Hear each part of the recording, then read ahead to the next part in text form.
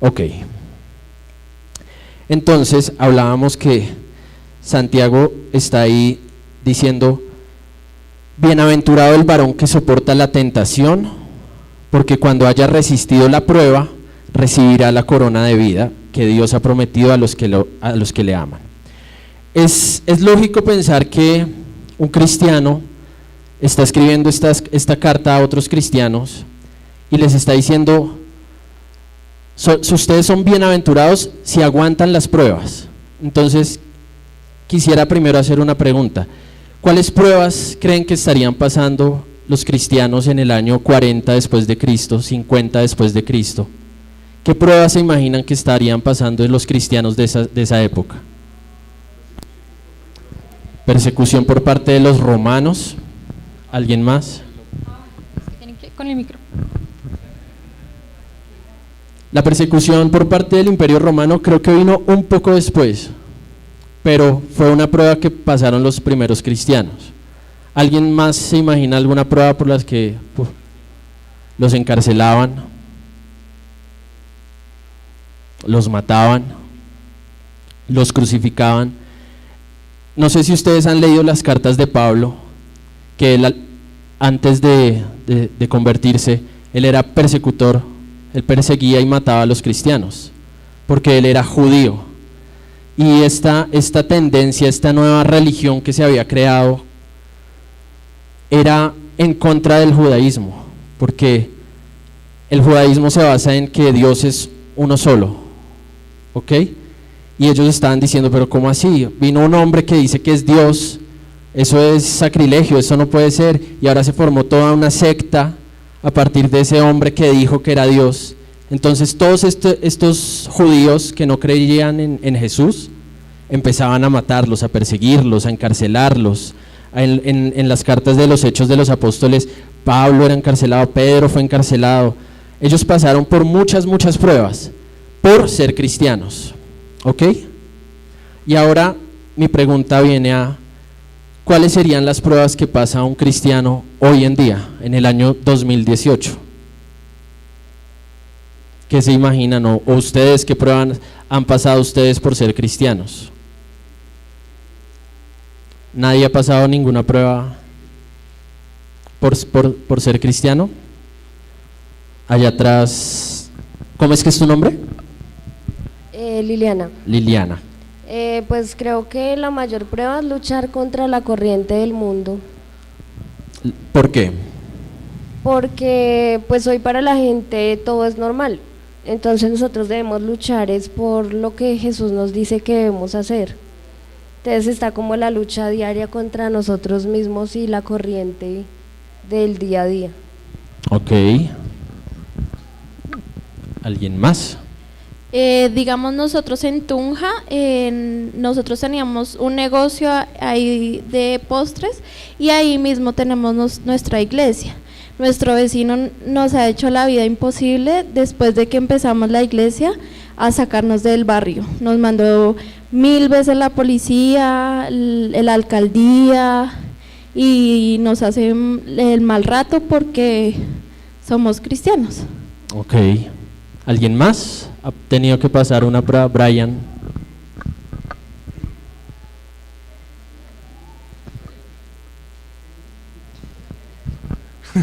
Con ustedes la prueba.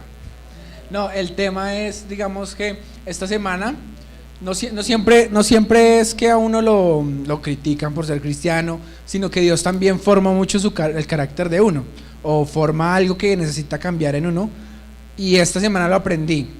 Digamos, en el trabajo esta semana fue muy dura, y la semana pasada fue de 6, 5 de la mañana a 11, 12, sacando videos y entregando varias cosas al mismo tiempo, y llega el punto en el que uno ya contesta de mala manera porque tiene muchas cosas en la cabeza. Entonces esta semana, pues digamos, para mí fue, digamos, de dejar todo en las manos de Dios y entender que Dios en realidad sostiene el universo en sus manos, y eso en realidad me dio fe.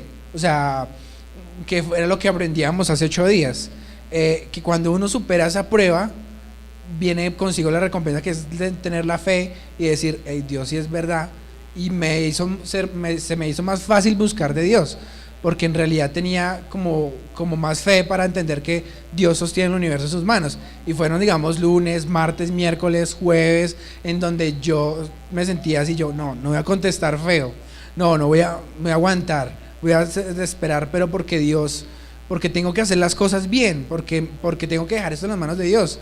Y entre más yo pensaba que superaba la prueba, no diciendo nada o no, en realidad se venía más fuerte una y otra vez, hasta que ya el punto fue que yo dije, no, o sea, me tocó decir, Dios mío, ayúdame, porque ya era mucho trabajo, era valle grave, valle entregue ya, tiene 5 para entregar, si no entrega no sé qué, bueno, pasó muchas cosas, al final como que tratando de superar, hasta que llega un punto en que ya Dios pues como que lo prueba hasta donde ya uno puede soportar.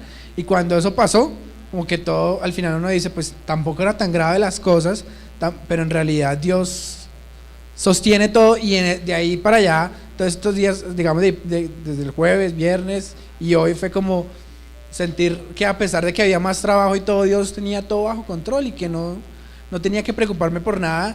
Y de hecho, a veces venir al grupo de jóvenes es a veces pesado para uno como joven. No, ¿para qué voy? No, hoy sábado, más bien me quedo viendo Netflix o otra cosa. Pero en realidad yo sentía, no, Dios es real, siento fe, voy a venir porque las cosas son diferentes. ¿Y al final contestaste mal o no contestaste mal? ¿No? Bueno. Ok. En el primer versículo dice, bienaventurado el varón que soporta la tentación. Bienaventurado es como muy afortunado o sí, como buena por esa. El varón que soporta la tentación, porque cuando haya resistido la prueba, recibirá la corona de vida que Dios ha prometido a los que le aman. Entonces acabamos de escuchar 3 tentaciones. Liliana dijo que la prueba para ella era como resistir a la corriente de este mundo. Mi hermana decía que para ellos fue una prueba el vecino que los odia y les echa a la policía por tener la iglesia, y Brian tuvo que soportar un estrés laboral y le pedía como consejo a Dios o paciencia a Dios para no contestar mal. Entonces dice que ellos son bienaventurados porque han resistido la prueba y recibirán la corona de vida. ¿Ya ustedes recibieron alguna corona de vida? Liliana, Brian, Eli. ¿No saben? En este versículo hay 2 cosas importantes. Dice que Dios va a dar la corona de vida y dice que Él la ha prometido a los que le aman. Entonces vamos primero a ver quiénes son los que le aman. Veamos Juan, capítulo 14, versículo 21. Ahí hay como una condición, esa corona de vida es para los que le aman. Alguien que me ayude con Juan capítulo 14, versículo 21. ¿Qué dice? Dice, el que tiene mis mandamientos y los guarda, ese es el que me ama, y el que me ama será amado por mi Padre, y yo le amaré y me manifestaré a él. Ok, dice que el que tiene mis mandamientos y los guarda, ese es el que me ama. Entonces, al que guarda los mandamientos y el que tiene sus mandamientos y los guarda, a esos son los que Dios prometió la corona de vida. ¿Ok? Yo creo que en este mundo todas las personas pasan por pruebas. Yo creo que cristianos o no cristianos, creyentes o no creyentes, debe haber un Brian no cristiano que diga, esta semana tengo mucho trabajo, esta semana tengo mucha presión laboral, pero yo quiero ser una buena persona. No quiero ser una persona grosera, no quiero ser una persona que conteste mal. Y sin ser cristiano, seguramente ha pasado por la misma prueba que pasó Brian, siendo cristiano. Lo mismo Liliana, lo mismo seguramente hay muchas personas que montan una iglesia que no es cristiana y el vecino les echa a la policía, o que montan un bar, o que montan y tienen esas mismas pruebas de las que hablamos acá, siendo cristianos. Pero ahí dice que esa corona de vida Él la prometió a los que le aman. Entonces la diferencia entre esas pruebas de esas personas a las pruebas que estamos hablando acá, sí tiene que ver con nuestra fe, porque Brian, Liliana y mi hermana aman al Señor, ¿ok? Y ahora vamos a ver cuáles son esas coronas de vida de las que nos está hablando. Busquemos 1 Corintios 29, 1 Corintios 9, 1 Corintios capítulo 9, versículo 24 y 25. Alguien que me ayude, por favor. ¿No sabéis que los que corren en el estadio, todos a la verdad corren, pero uno solo se lleva el premio? Corred de tal manera que lo obtengáis. Todo aquel que lucha, de todo se abstiene. Ellos, a la verdad, para recibir una corona corruptible, pero nosotros una incorruptible. Ok. Ahí está comparando la vida con una carrera en un estadio. Y dice que todos a la verdad corren. La vida es una carrera y todos estamos en ella. Pero solo uno se lleva el premio. Corred de tal manera que lo obtengáis. Y dice que ellos luchan y se esfuerzan para recibir una corona corruptible. ¿Esto qué quiere decir? Corona es como un honor, como un galardón, como un premio, como algo que nos da honor.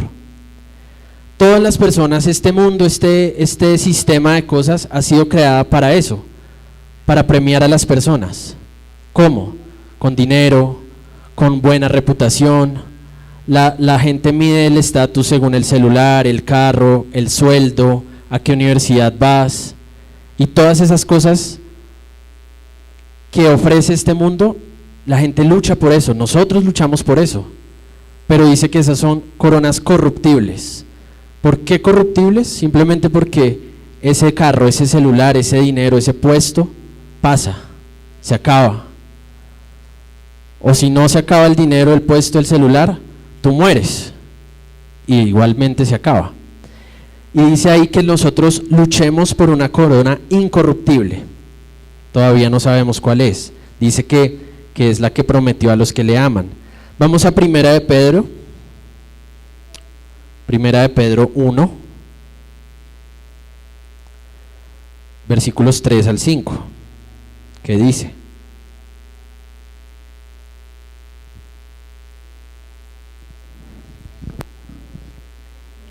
Bendito el Dios y Padre de nuestro Señor Jesucristo, que según su grande misericordia nos hizo renacer para una esperanza viva, por la resurrección de Jesucristo de los muertos, para una herencia incorruptible, incontaminada e inmarcesible, reservada en los cielos para nosotros, que sois guardados por el poder de Dios mediante la fe, para alcanzar la salvación que está preparada para ser manifestada en el tiempo postrero.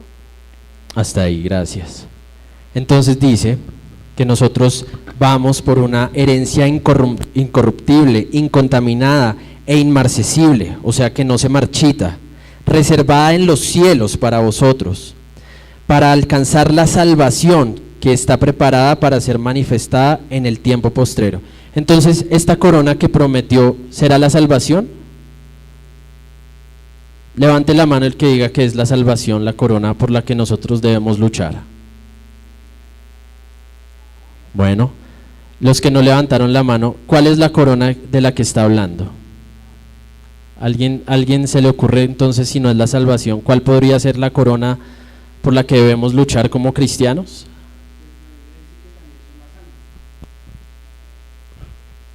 La Biblia dice que también son las almas. Dice que uno no sé en qué parte dice, en Apocalipsis, que dice que nos presentaremos de él junto con las coronas que llevemos, pero no sé nada más. Pues yo pienso que esa corona puede ser como la herencia que Jesús nos comparte, que seamos hijos de Dios. O sea, ser nosotros también hijos de Dios. Esa sería como la corona. Bueno, no opino. ¿Alguien más? Pues yo lo interpreto que es la promesa de la vida eterna junto a Él. Sí. Entonces, en este punto para mí fue súper difícil porque para mí está hablando de la salvación también. Pero entonces nosotros sabemos ¿qué necesitamos hacer nosotros para ganar la salvación? Creer, porque la salvación es por gracia. No hay ninguna obra que podamos hacer para ganarla. Pero entonces ahí está diciendo, si superas la prueba, recibirás la corona, o sea, la salvación.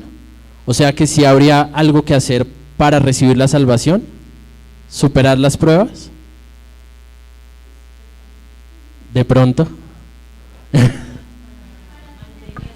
para mantenerla. Pues digamos que con relación a lo que yo decía hace 8 días, como lo que se prueba es la fe. Sí.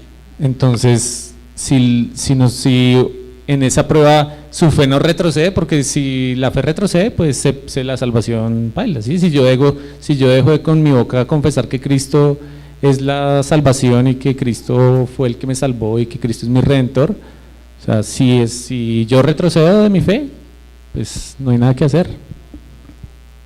O sea, sería como algo lo que dice Caro, como para mantener la salvación, para cuidarla. Allá atrás van a hablar. No sé, creo que teniendo en cuenta lo que decía Sebas de que la salvación es por creer, ahí ya se es salvo, pero no sé si esas coronas tengan que ver con el tema de la santidad. Digamos, ¿qué calidad de corona tienes tú para saber, pues en el buen sentido, qué tan santo eres? Y en el reino de los cielos, ¿qué tan cercano vas a estar de Jesús? O sea, por decirlo de alguna forma, ¿qué tan grande es tu corona según qué tan cerca estás de Jesús en su reino? Como un tipo de estatus celestial. Sí, exacto, como qué nivel de corona tienes tú, o qué nivel social o celestial tienes tú en el reino, pues, de los cielos. Ok, podría ser.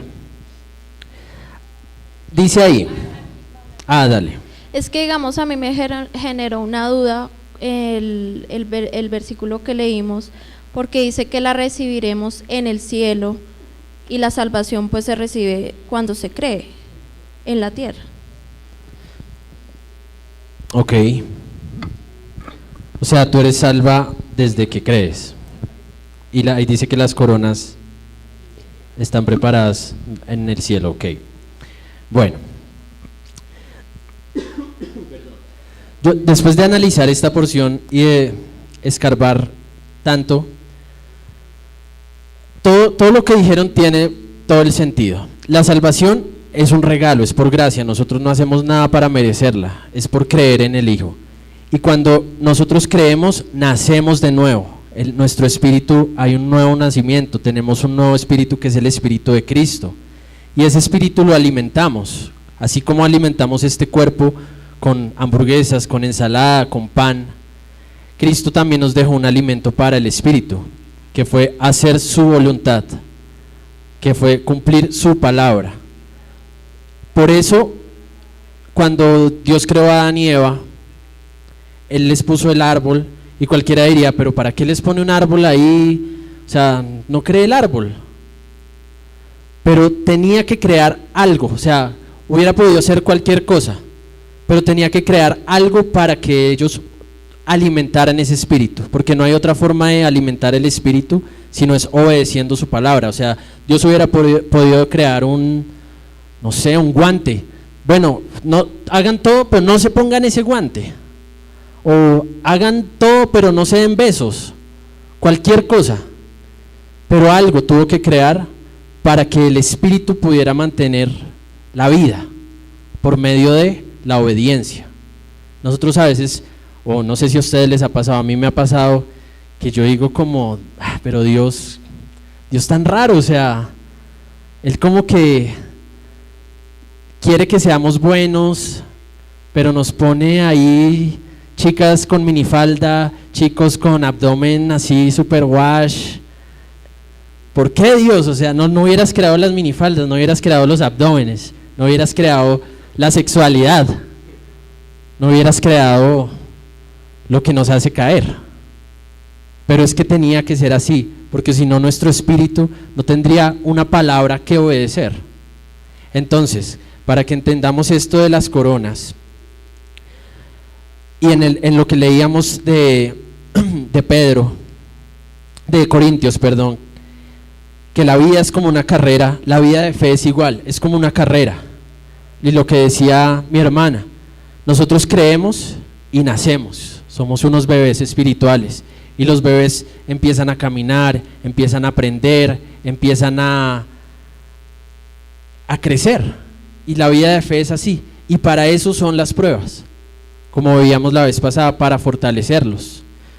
Para entender un poco mejor esto, leamos el versículo 13 y 14 de nuestro libro de Santiago. Santiago 1, 13, 14. Lo voy a leer, dice. Voy a leer otra vez el 12 para hilar más la idea.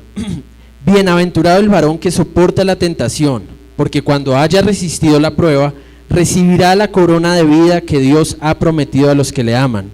Cuando alguno es tentado, no diga que es tentado de parte de Dios, porque Dios no puede ser tentado por el mal, ni Él tienta a nadie, sino que cada uno es tentado cuando de su propia concupiscencia es atraído y seducido. Ok, esta parte volvió y me generó duda, porque yo dije, listo, las pruebas son para fortalecernos, y ahí dice, pero no le vaya a echar la culpa a Dios porque Él no es el que lo tienta, son sus propios deseos. Y yo volví al punto, yo decía, listo, sí, pues no es Dios, pero Dios creó las minifaldas, entonces en cierta forma sí es Dios. Y yo decía, como que Dios se está lavando las manos ahí, dice, no diga que es Dios, no diga que soy yo, es que son sus propios deseos. Y hablando con mi esposa, me hizo entender, porque nosotros tenemos una hija, y en la casa hay un sistema de cosas que ya están establecidas y que se manejan así, por ejemplo, la electricidad. Yo tengo una hija y yo necesito tener interruptores eléctricos. Una opción de protegerla es quitarlos, ponerle cemento ahí, y yo no tendría cómo ver televisión, cómo trabajar, no tendría. Otra cosa es enseñarle a ella y decirle, mira, eso por ahí pasa corriente, entonces no le vas a meter nada a esos interruptores, pero pues ella hasta ahora va a cumplir 2 años. No sé si esa explicación sea suficiente para que ella me haga caso. Y así como los interruptores, en la casa tenemos cuchillos para cocinar, tenemos agua, tenemos un montón de cosas que están diseñadas así, que a ella le podrían hacer mucho peligro, mucho daño. Nosotros vivimos en un 3er piso, hay ventanas. Entonces, mi esposa me decía, Dios hizo un sistema que a veces nosotros no entendemos, así como mi hija puede decir, pero ¿para qué tienen eso entonces si me puede hacer daño? ¿Para qué hay una ventana? ¿Para qué hay unos cuchillos? No los tengan en la casa. Pero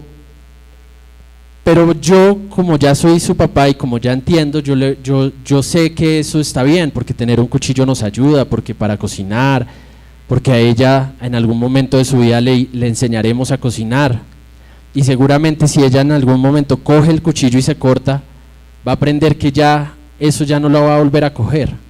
Así funciona esto con Dios. Nosotros, cuando ahí dice, no culpemos a Dios, porque Él no es el que nos tienta, son sus propios deseos.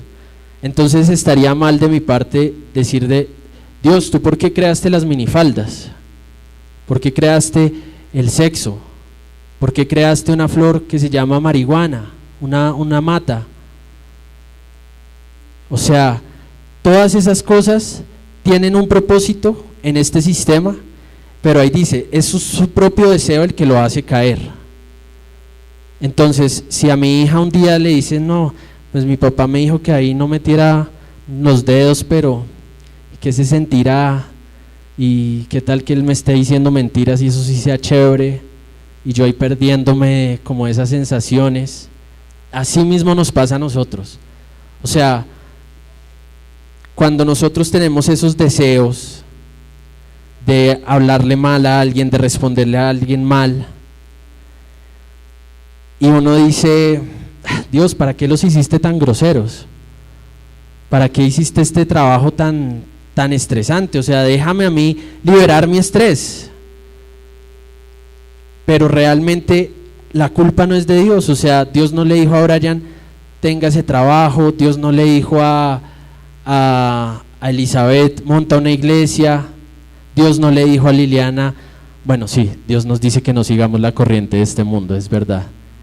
Pero nos lo dice porque Él nos ama. Así nosotros no lo entendamos y así nosotros muchas veces nos pongamos bravos con Dios o reprochemos, así como mi hija un día se va a poner brava porque yo no la voy a dejar coger un cuchillo, porque yo un día me va a tocar jalarla y decirle, no te acerques a esa ventana. Ella va a decir, mi papá no me ama, mi papá no me entiende. Nosotros, la época más en la que uno más odia a los papás es la adolescencia. Uno cree que los papás lo odian a uno, que los papás no lo entienden a uno. Es que tú no me entiendes, tú no sabes cómo son mis amigos, es que tú no me entiendes, ¿por qué no me dejas ir a la fiesta? Es que tú no me entiendes. Y a veces nosotros somos unos adolescentes espirituales con Dios. Creemos que Él es el que no nos entiende a nosotros. Es que tú no me entiendes, que ¿para qué hiciste la marihuana entonces? ¿Para qué hiciste el sexo? ¿Para qué hiciste a las mujeres tan bonitas? Yo un día orando yo le decía a Dios, o sea, Dios, ¿por qué el evangelio no puede ser tan chévere como el sexo? O sea, digamos, no sé, que evangelizar, decirle, venga, le voy a hablar de Jesús y tener un orgasmo, pues todos querríamos evangelizar. Sentir algo así súper bonito, súper chévere. Yo decía, Dios, ¿por qué no hiciste el evangelio con algo chévere, pero algo chévere corporal, ¿sí? Algo chévere que uno diga, ay, me siento rico evangelizando. No, me haces es dar pena, me haces, ¿por qué? ¿Por qué? Y yo me creía que yo tenía mejores ideas que Dios. O sea, si yo fuera Dios, yo hubiera hecho el evangelio con orgasmos.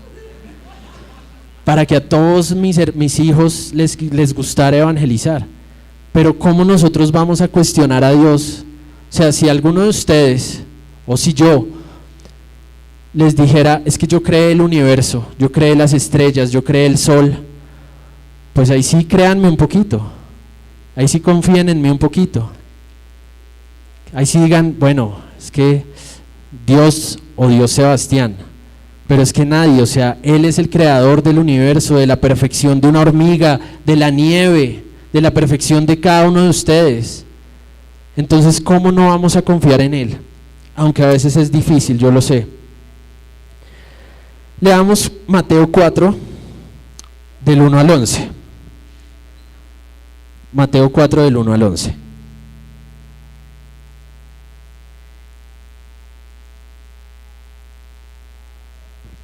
Antes de leerlo, yo cuando también estaba preparando esta prédica, yo decía, las pruebas es para fortalecer la fe. Ok, entonces hay que ser cristiano para fortalecer la fe, porque alguien que no cree, pues no tiene fe. Entonces, para fortalecer esa fe, las pruebas necesariamente tienen que ver con el predicar el evangelio. Así como estábamos hablando de los primeros cristianos, yo decía, claro, es que ellos por ir a predicar los encarcelaban, por ir a predicar los mataban, por ir a predicar los echaban a los leones, por ir a predicar el evangelio. Para mí eso tenía todo el sentido, porque era una prueba que tenían que pasar por el evangelio. Entonces yo decía, y si hagamos lo que nos decía Brian, decir, no le va a responder mal, no le va a responder mal, no le va a responder mal porque yo soy cristiano. Para mí eso no tenía sentido. Yo decía, ¿cómo voy a comparar ir a la muerte a no decirle una mala palabra a alguien? Yo quiero preguntarles a ustedes, ¿ustedes creen que las pruebas son netamente con el hecho de ser probados en cuanto a ir a predicar el Evangelio? ¿O podemos ser probados en otra cosa, como la prueba de Brian? Diversas pruebas. Por eso, digamos, una es ser echados a la cárcel, otra es ser echados a los leones, otra es morir, y entraría no contestarle mal a alguien.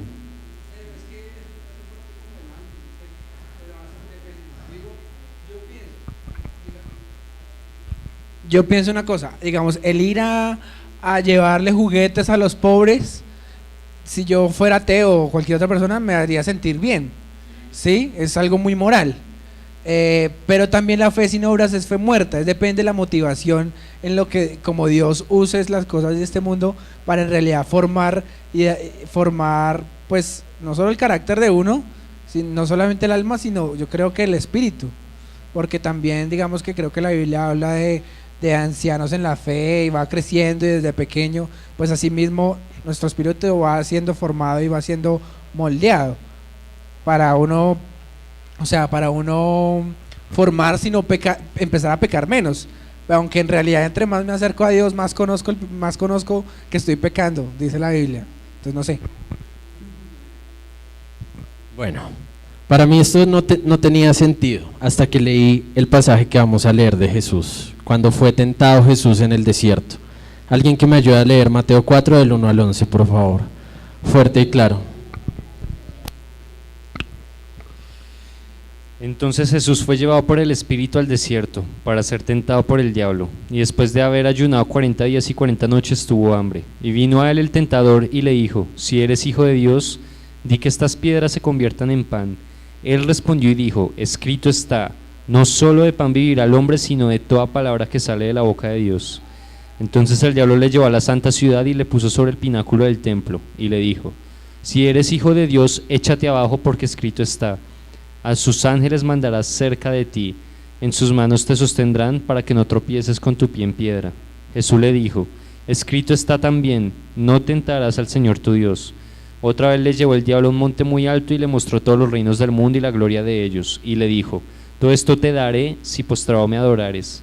Entonces Jesús le dijo: vete, Satanás, porque escrito está, al Señor tu Dios adorarás y a él solo servirás. El diablo entonces le dejó, y aquí vinieron ángeles y le servían. Jesús estaba en el desierto. Esto fue después de que él fue bautizado, antes de empezar su ministerio, y él ahí no estaba, todavía no había ido a predicar las buenas nuevas. Ahí estaba solo, estaba en el desierto, y dice que el diablo fue a tentarlo. Entonces, y la primera tentación que usó el diablo para apartarlo de Dios fue usar su hambre. Le dijo: ¿tienes hambre? Entonces, si tú eres el Hijo de Dios, que estas piedras se conviertan en pan. Fácil para Dios, si tú eres Dios mismo, fácil, crea estas piedras como pan. Entonces, las tentaciones o las pruebas pueden ser lo que Brian vivió, o puede ser algo tan fuerte como morir por él, por su causa. Lo que hace que sea una prueba es si nos hace dudar de nuestra fe. O sea, si para Brian eso fortaleció su fe, eso fue una prueba para él. Yo antes pensaba, no sé, antes de preparar esto, yo hubiera pensado que eso no era una prueba de fe, era una prueba moral, como él decía.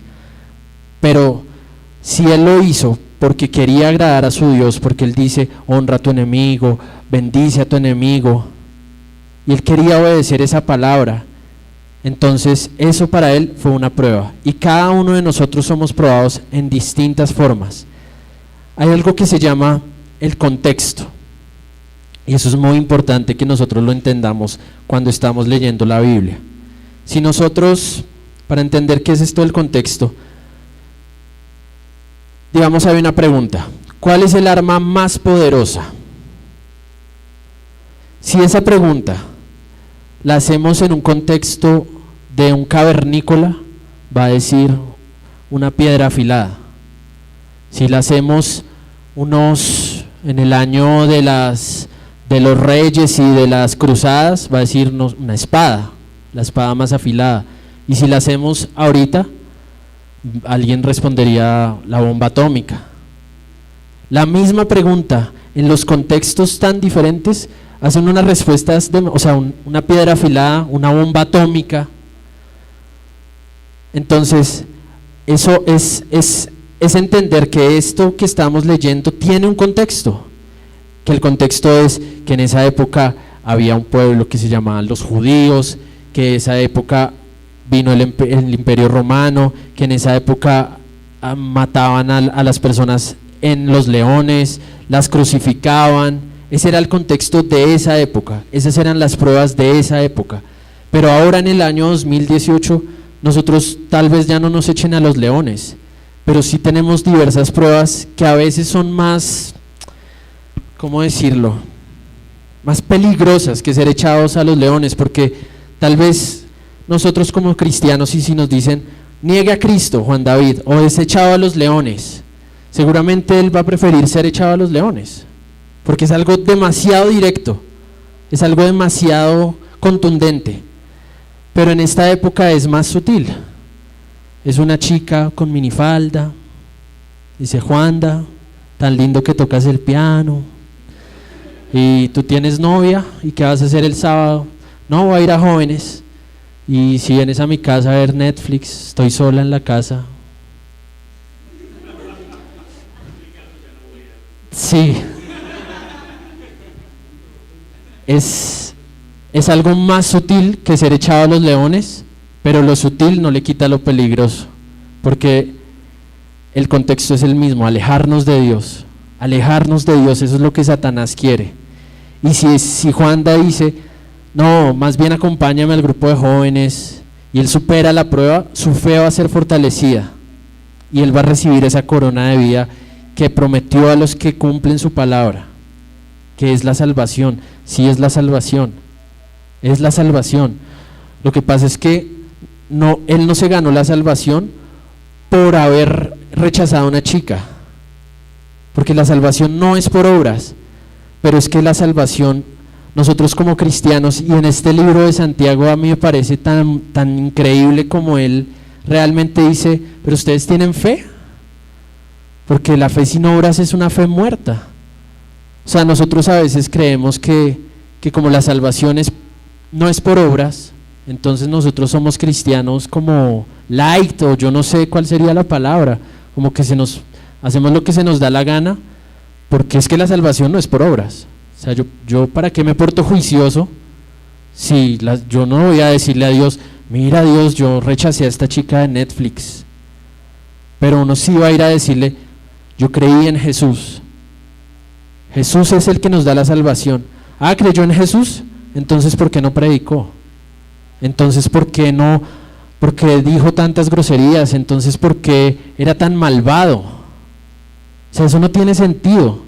Ser cristiano y decir: es que yo creí en Jesús, y nosotros creemos que esa es nuestra carta de presentación, y que sí, somos lavados con su sangre, y que vamos a ir a presentarnos en el juicio y vamos a decir: yo creí en Jesús, y que ya que somos salvos.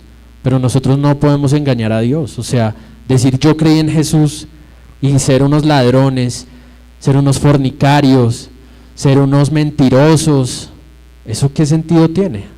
Es como decirle a la mamá: yo te amo, y darle patadas.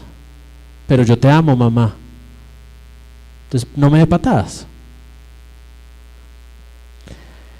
Vamos al versículo 15 de Santiago.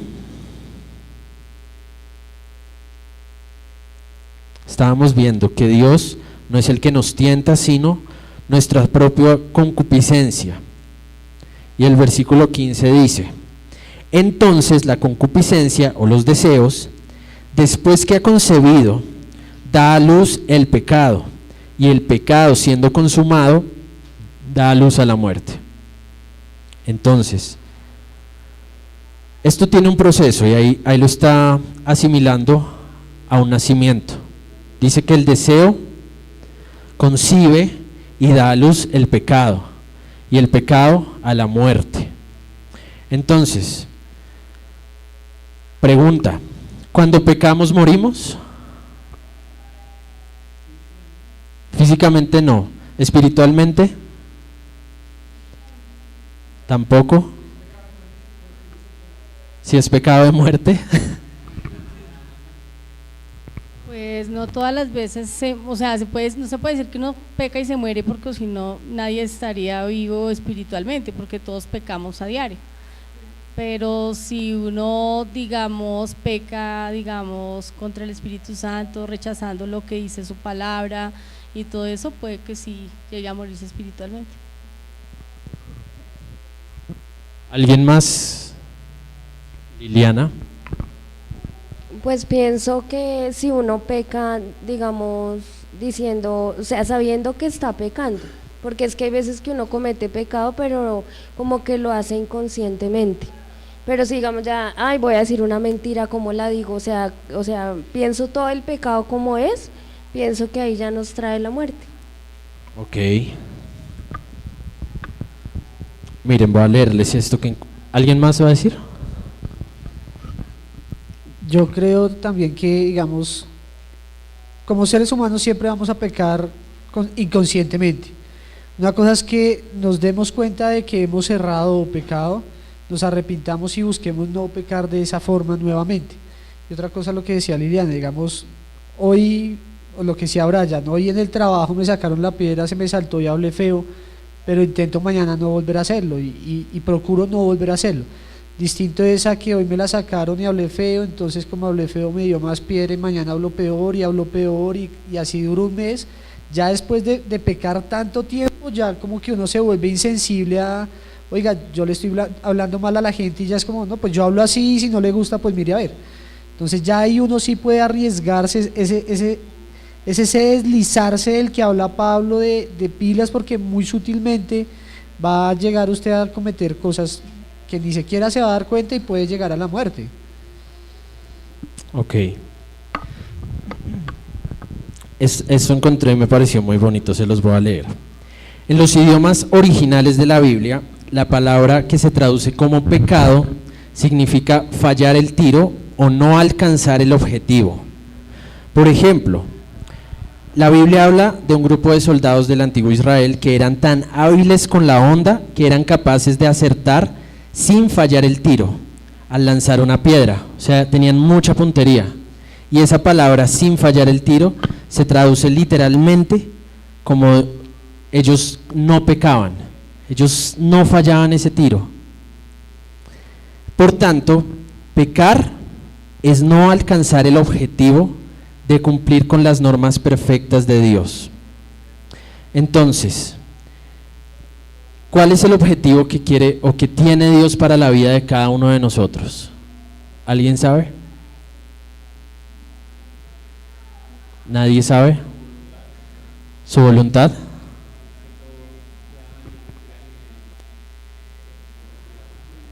Ok, entonces la voluntad de Dios es que todos crean en el Hijo, pero esa palabra creer, vuelvo y lo repito, no puede ser en nosotros un creer de decir yo creo en Jesús.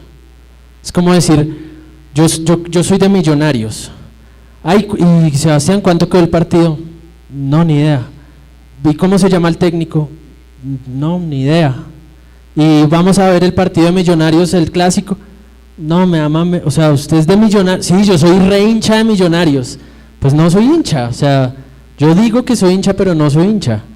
Así nos pasa muchas veces con Jesús, decimos, no, yo creo en Jesús, y en nuestra mente pensamos que esas palabras ya bastan para ser salvos, pero ese creer significa seguirlo, conocerlo, obedecerlo.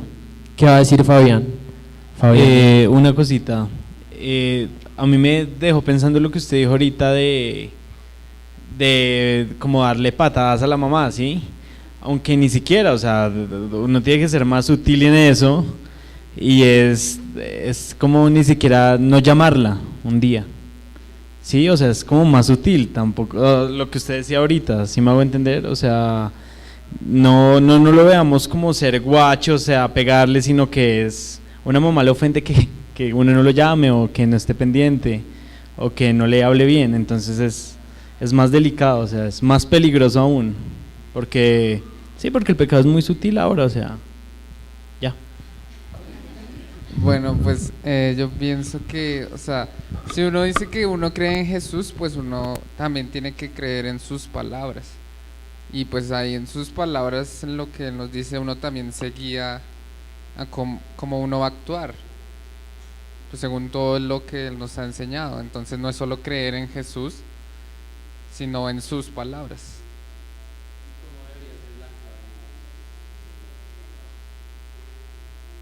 Pues según todo lo que él nos enseña, ¿no? Sí. Está bien, está perfecto.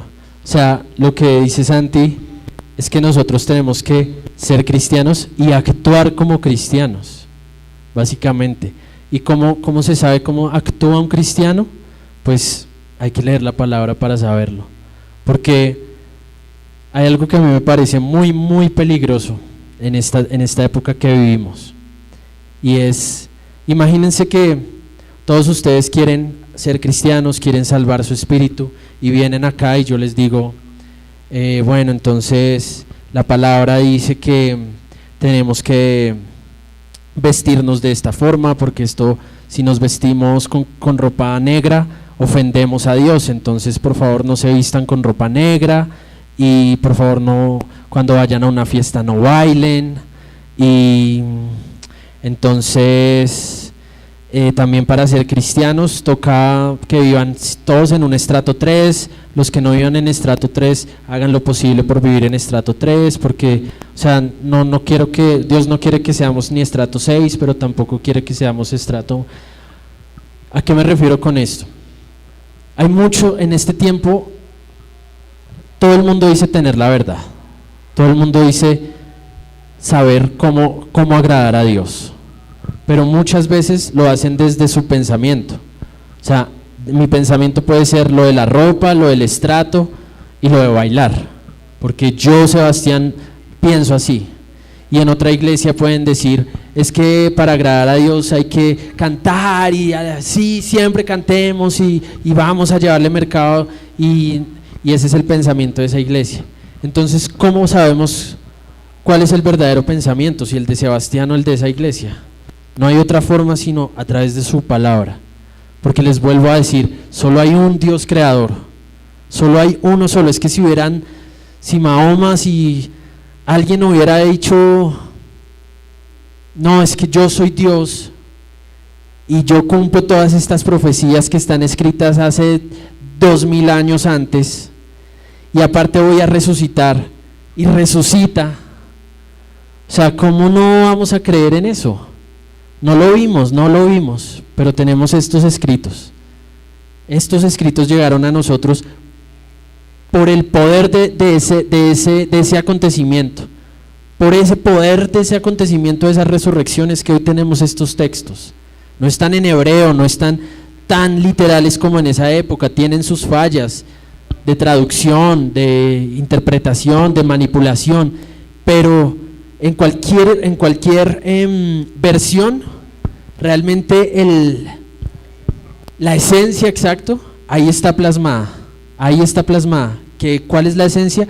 Que Dios, el creador de todo esto, se hizo hombre, nos vino a dar su palabra y nos dijo, crean en mí, porque es que todo esto que ustedes ven se va a acabar, pero ustedes dentro tienen un espíritu, y ese espíritu es el que ustedes tienen que salvar. ¿Cómo?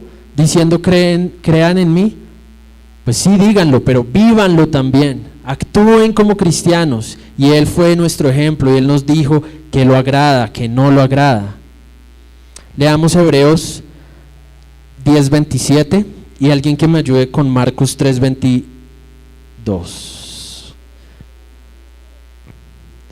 Hebreos 10:26. Ya les confirmo la de Marcos. Hebreos 10:26 y 27.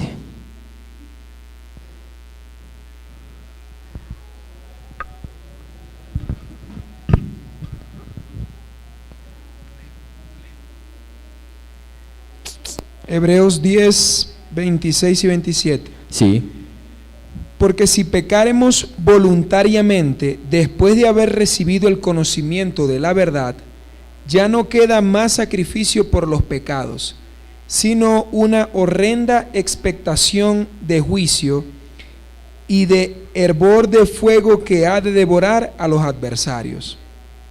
Ok, entonces esto tiene mucho que ver con lo que decía Liliana, el pecar voluntariamente, el saber que nosotros tenemos un mandamiento y voluntariamente decimos no lo voy a hacer.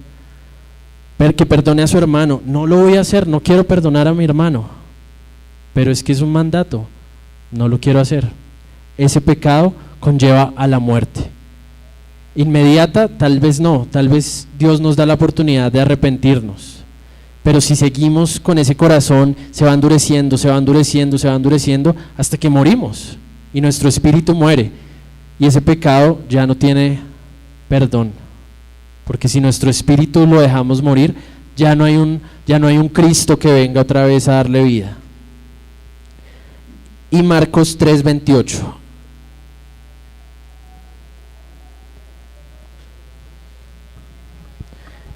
La Biblia habla algo que se llama el pecado imperdonable, que es lo que vamos a leer a continuación. Marcos 3:28, dale. De cierto os digo que todos los pecados serán perdonados a los hijos de los hombres y las blasfemias cualesquiera que sean. Y 29. Pero cualquiera que blasfeme contra el Espíritu Santo no tiene jamás perdón, sino que es reo de juicio eterno. Gracias, Majo. Dice que cualquier pecado será perdonado. O sea, nosotros, si acá viene un asesino, si alguno de ustedes es un asesino, le quiero decir que puede ser perdonado. Si acá hay un violador, quiero decirle que usted puede ser perdonado. Si acá hay un mentiroso, quiero decirle que usted puede ser perdonado si se arrepiente. Pero hay un pecado que no puede ser perdonado, dice que es la blasfemia contra el Espíritu Santo. ¿Alguien sabe a qué se refiere esto? Blasfemar, ¿qué sería? Como hablar mal, negarlo. Entonces, si yo dudar del Espíritu Santo, si yo en este momento digo, Espíritu Santo maldito, ¿cometí el pecado que no es perdonado?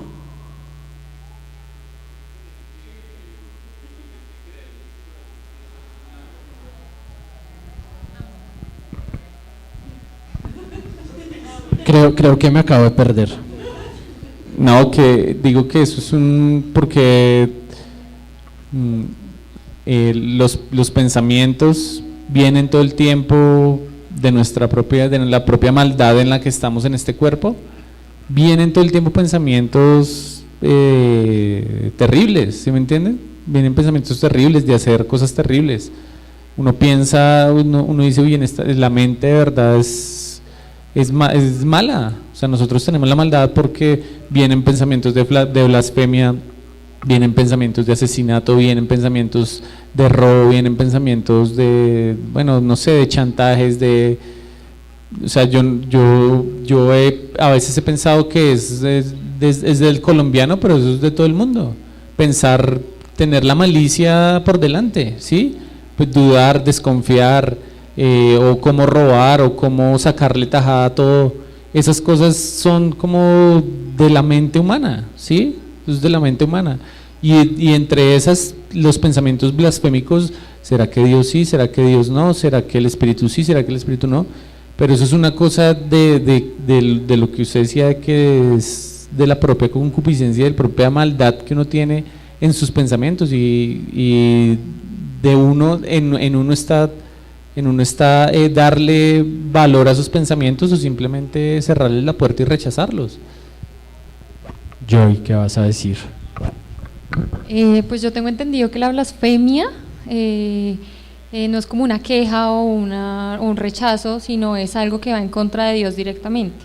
O sea, la blasfemia como tal no es algo, o sea, es algo que está yendo en contra de Él directamente. Liliana.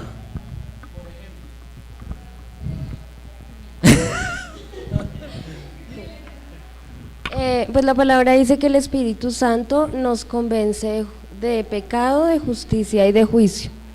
Entonces, así como decía nuestro compañero, uno no le va a ir a pegar patadas a la mamá, no es tan directo, pero entonces cuando el Espíritu Santo me dice a mí que estoy haciendo mal, O sea, sin que nadie más sepa que yo estoy haciendo mal y me dice, hey, no hagas esto, y yo lo hago, estoy como desobedeciendo, ando por como si él no existiera, ignorándolo. Entonces pienso que eso es como una blasfemia. Ok. En este momento Jesús les está hablando a unos discípulos y está precisamente hablando también a los escribas que le han escuchado, que han venido teniendo conocimiento de Dios durante mucho tiempo y que han visto, entre otras cosas, los milagros que hasta ese momento ha hecho Jesús, ¿cierto?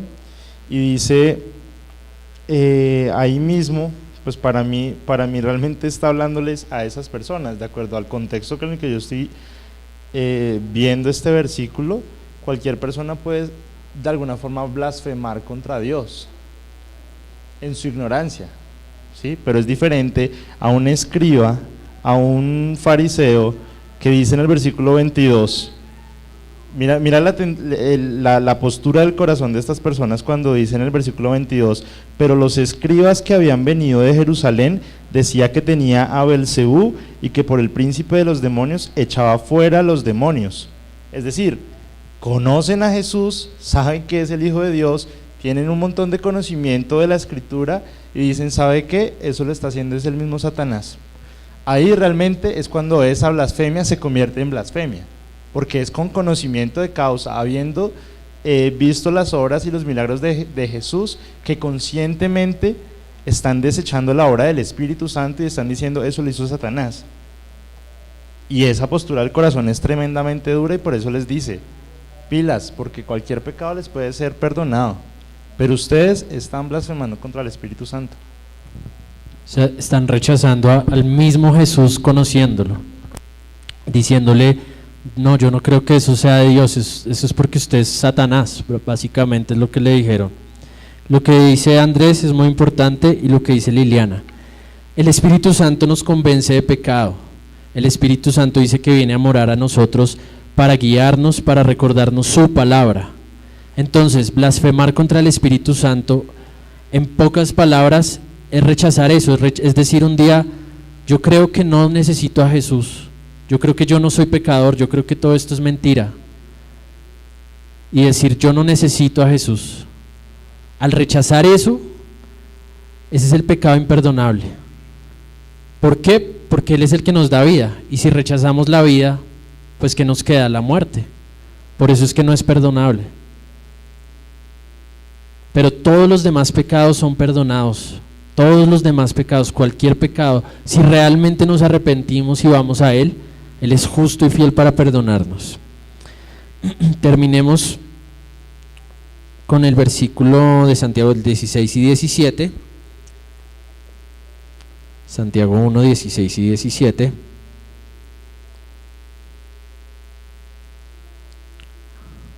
Lo voy a leer, dice: amados hermanos, no erréis, no se equivoquen. Toda buena dádiva y todo don perfecto desciende de lo alto, del Padre de las luces. Gracias. Estábamos sincronizados para cuando yo dijera eso. Del Padre de las luces, en el cual no hay mudanza ni sombra de variación.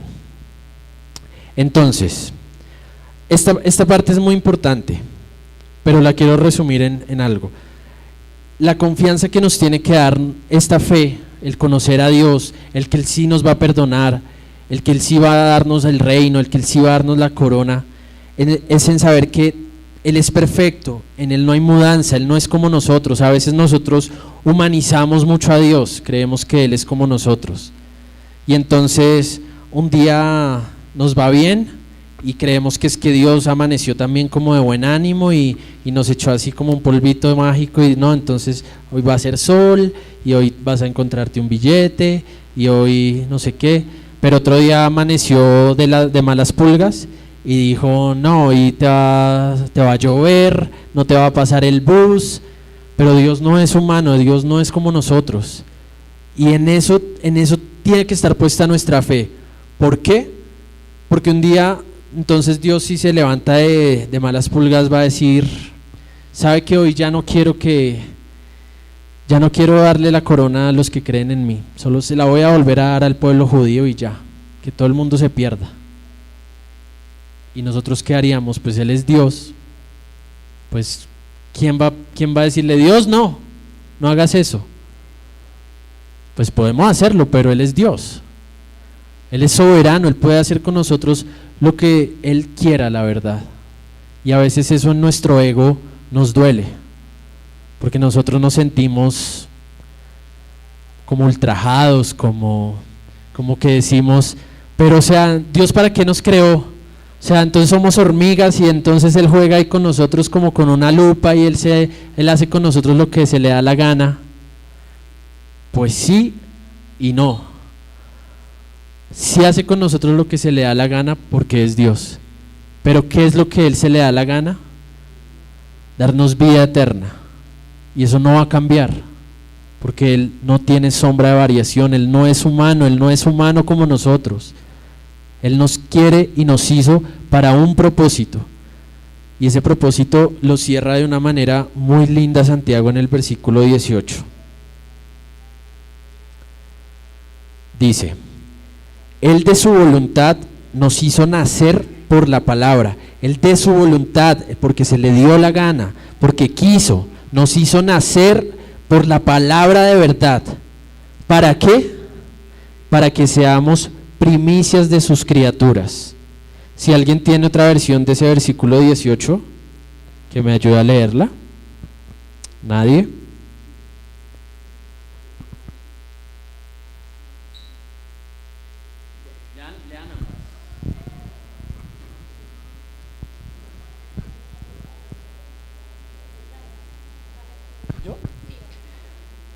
Él, porque así lo quiso, nos dio vida mediante el mensaje de la verdad para que seamos los primeros frutos de su creación.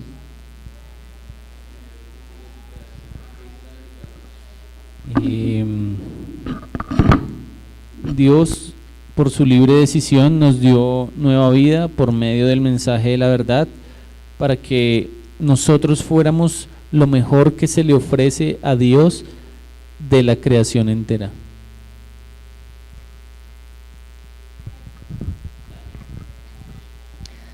Además, quiso que fuéramos sus hijos, por eso, por medio de la buena noticia de salvación, nos dio una vida nueva. En todas las versiones a mí me conmueve, o sea, yo espero que mi hija algún día no me diga, ¿tú para qué me tuviste? Pero yo sé que este mundo está muy jodido para tener hijos ahorita, pero ustedes no saben cuánto amor yo tengo por esa niña y yo quiero lo mejor para ella. Y yo soy un humano lleno de maldad, lleno de mentiras, de lo que decía Ricardo, de esas concupiscencias. Y aún así, siendo tan malo, yo la amo a ella mucho. Y a mí me conmovía este versículo que dice que Él quiso que nosotros fuéramos sus hijos. Ese es el propósito.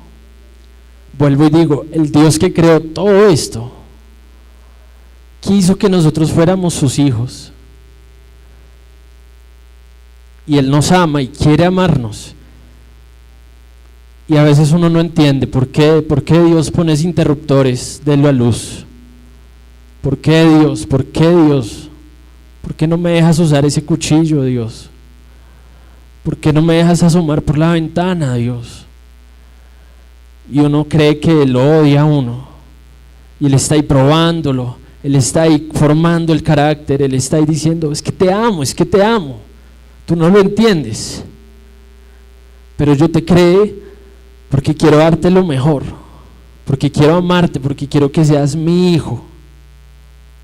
Y nosotros a veces no lo entendemos. Terminemos leyendo Hechos 17.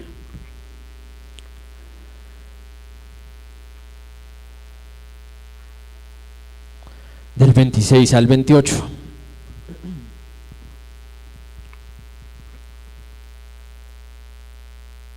Hechos 17, del 26 al 28 dice: y de una sangre ha hecho todo el linaje de los hombres, para que habiten sobre toda la faz de la tierra, y les ha prefijado el orden de los tiempos y los límites de su habitación, para que busquen a Dios, si en alguna manera, palpando, puedan hallarle, aunque ciertamente no está lejos de cada uno de nosotros, porque en Él vivimos, nos movemos y somos, como algunos de vuestros propios poetas también han dicho, porque linaje suyo somos. Dios nos creó con un fin, para que podamos ser hijos suyos, para que podamos conocerlo, dice ahí, palpando, para que puedan hallarle. Yo hace unos días compartí un meme que me pareció muy inteligente. Lo compartió un primo mío que es súper académico, le gusta mucho la filosofía, y el meme tenía un título que decía el resumen bíblico, y era Jesús así golpeando a la puerta y decía: ábreme la puerta. Y le respondían: ¿para qué? Para salvarte. ¿De qué? De lo que te voy a hacer si no me abres la puerta. Y yo decía: qué inteligente. O sea, para mí fue un buen resumen bíblico. O sea, Jesús quiere que yo lo acepte, porque si no lo acepto, Él me va a castigar. Yo decía: ¿cómo le digo a mi primo que eso es verdad? Que tiene razón en ese meme, pero que no es así como él lo está viendo. Lo que pasa es que vuelvo y digo, a nosotros nos duele el ego de que Él sea Dios y nosotros no, de que Él nos creó con un propósito, que es ser sus hijos, y nosotros a veces queremos ser como esos adolescentes espirituales y decir: ¿para qué me creó? ¿Para qué me creó? No, yo no quería ser creado, yo no pedí ser creado. O sea, me creó para al final castigarme. Qué bobada, o sea, que tan tonto Dios. Pero no, Él no es tonto. Él nos creó para que fuéramos sus hijos, pero Él no juega con nuestra voluntad. Él nos dice: vea, aquí está el camino de la vida y aquí está el camino de la muerte. Escoja el camino de la vida, porque este camino es eterno, este camino perece, pero escógelo tú. Yo no puedo hacer nada para controlarte. Yo a veces quisiera como que Dios fuera como que tuviera un botón de cada uno de nosotros y modo amar a Dios. Entonces, Dios te amo y aleluya, y amo a Dios, y sentir orgasmos cuando canto y cuando predico, pero así no es la vida de fe. ¿Por qué? No sé, pero tengo la confianza de que si Dios, el Creador, lo dispuso así, pues así es. Yo no soy Dios, Él sí, y Él me ofrece el camino de la vida, y Él me ofrece la libertad de este mundo, y Él me ofrece eternidad. ¿Qué más queremos? O sea, pues orgasmos, pues no. Orgasmos hay en otros lados, pero Él nos ofrece la eternidad. Iba a decir un orgasmo eterno, pero no.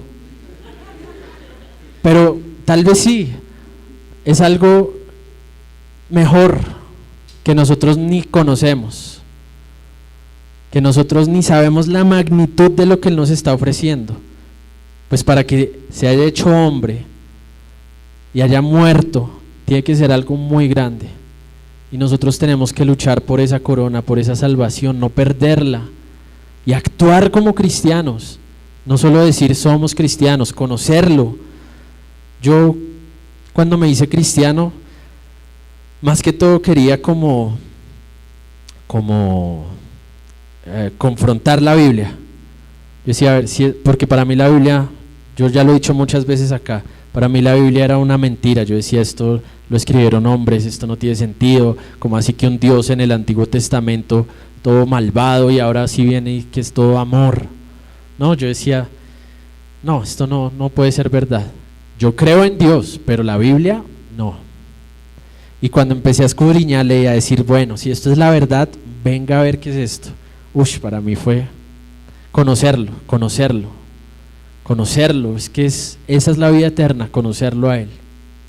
Entonces, hoy yo quiero invitarlos a eso, a que lo conozcamos, a que superemos las pruebas, porque las pruebas son difíciles, y Santiago dice, alégrense de las pruebas. Uno dice, pucha Santiago, o sea, no me pida tanto, pero es tener otra mentalidad, es tener otro chip, de decir, bueno, pues si paso de esto voy a tener más fe, y eso da alegría, claro que da alegría, pero pues en el momento de la prueba es difícil, pero para eso tenemos su palabra, su espíritu, nos tenemos a los unos a los otros como hermanos, como iglesia, tenemos cosas, tenemos herramientas para ser cristianos, de verdad cristianos. Entonces quisiera que termináramos orando.